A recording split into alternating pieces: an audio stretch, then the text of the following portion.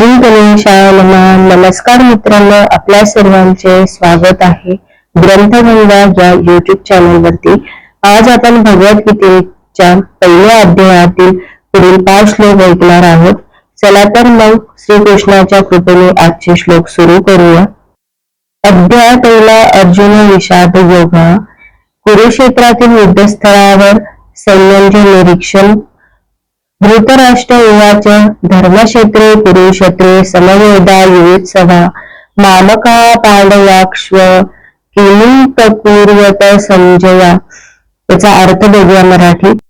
धृतराष्ट्र म्हणाला, हे संजया, कुरुक्षेत्र या पवित्र धर्मक्षेत्रावर एकत्रित आलेल्या युद्धाची इच्छा करणाऱ्या माझ्या आणि पांडूच्या पुत्रांनी काय केले त्याचे आपण तात्पर्य बघणार आहोत. भगवद्गीता हे मोठ्या प्रमाणावर वाचले जाणारे अस्तित्ववादी विज्ञान आहे व याचा सारांश गीता महात्म्यामध्ये दिला आहे. त्या ठिकाणी सांगण्यात आले आहे की मनुष्याने भगवान श्रीकृष्णाच्या भक्तांच्या मदतीने भगवद्गीतेचे अत्यंत काळजीपूर्वक अध्ययन केले पाहिजे आणि या प्रकारे वैयक्तिक हेतुपूर्वक अर्थ न लावता कृष्ण भक्तांकडून ती समजून घेतली पाहिजे.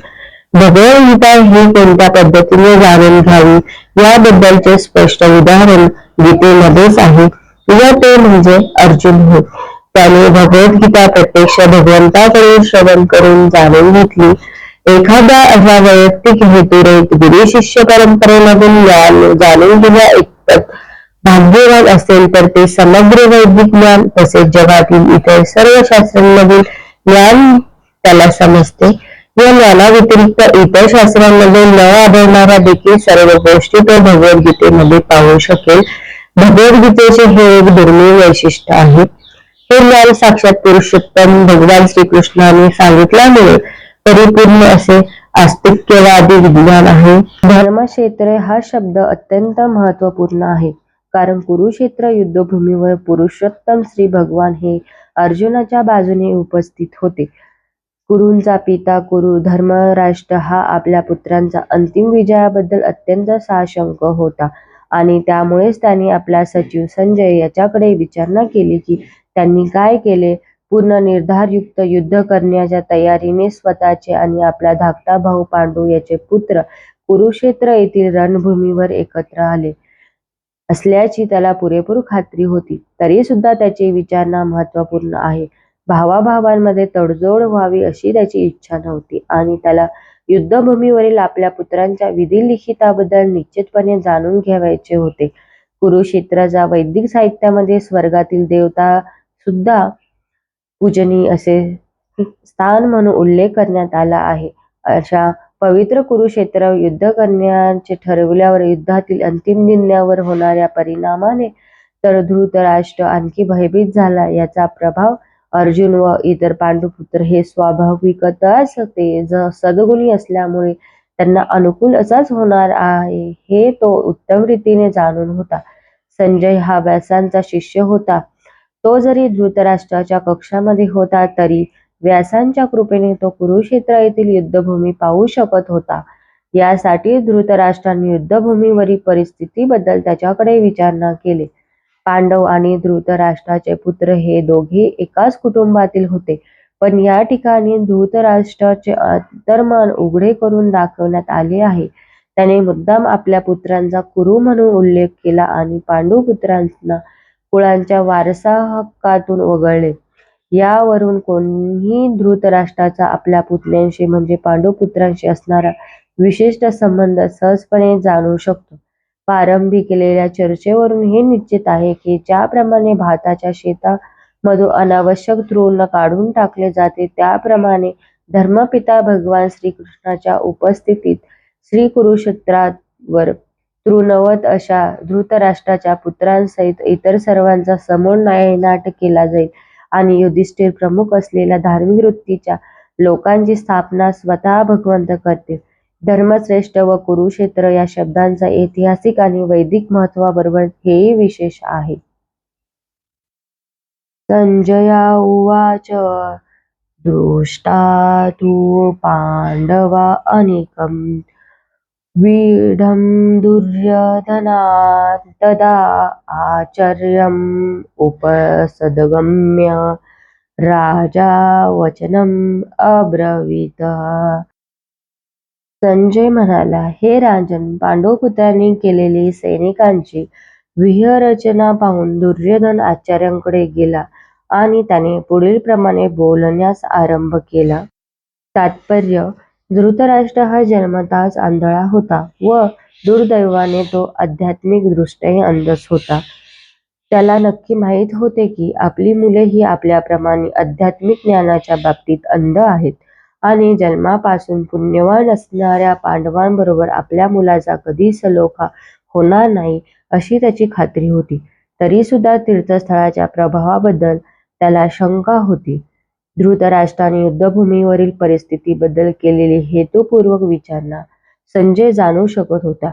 म्हणून विषण्ण, उद्विग्न झालेल्या राजाला त्याला प्रोत्साहित करावयाचे होते आणि म्हणून त्याने राजाला खात्रीपूर्वक पटवून दिले की पवित्र धर्मक्षेत्राच्या प्रभावाखाली त्याचे पुत्र कोणत्याही प्रकारची तडजोड करणार नाही.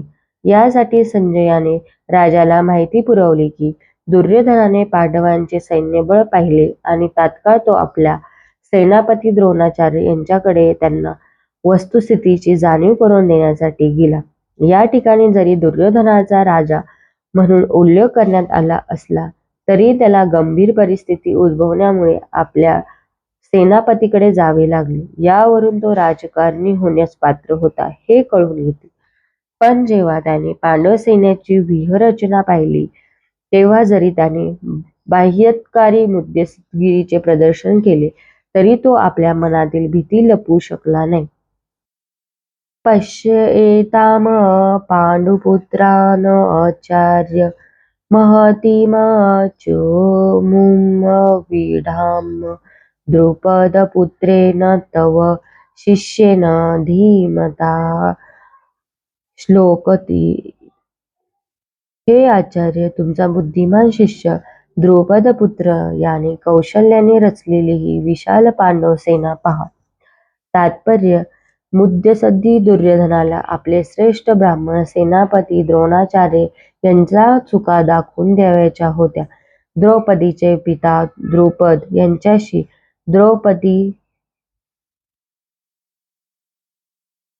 तात्पर्य: मुत्सद्दी दुर्योधनाला आपले श्रेष्ठ ब्राह्मण सेनापती द्रोणाचार्य यांच्या चुका दाखवून द्यायच्या होत्या.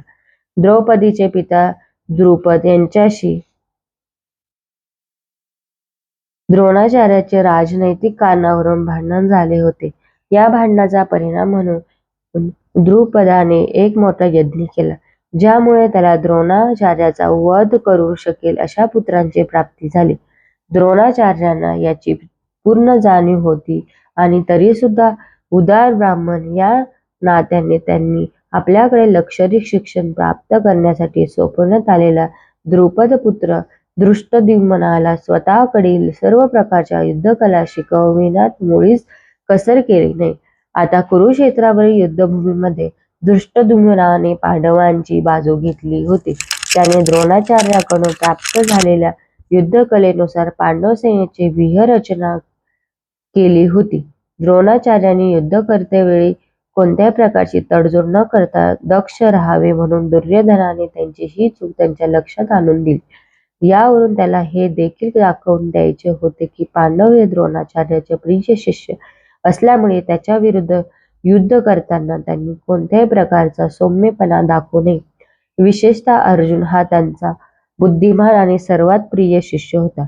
अशा प्रकारचा सौम्यपणा युद्धात